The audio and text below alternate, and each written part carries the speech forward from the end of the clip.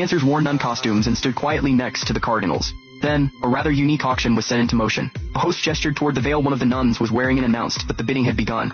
The cardinals didn't hesitate, they instantly began calling out their offers. Before long, the veil was sold for 10 gleaming gold coins. As the bidding wrapped up, the nun slowly peeled away her veil in full view of the room. Her soft, alluring features were revealed for all to see. In that instant, every cardinal stared at her, completely entranced. Seeing their captivated expressions, the host quickly moved on to the next item, the nun's garments. This ignited an even wilder reaction from the cardinals. But what none of these mesmerized men realized was that someone in the shadows was filming the entire scene without their knowledge. In reality, the whole event had been secretly arranged by the Pope himself, a calculated move to collect damning evidence against his cardinals and keep them under his control. As the attire of more than a dozen nuns was auctioned off, piece by piece, the atmosphere in the hall hit its wildest moment. To wrap things up, the host tossed a handful of chestnuts across the floor, and the nuns stooped to gather them before handing them to the cardinals. The cardinal who received the most chestnuts was promised a mysterious reward. After a night, the Pope finally had all the leverage he needed. The following day, he called all the cardinals together, and had his aide read aloud the damning evidence. With that kind of proof in hand, none of them dared to rise against him again.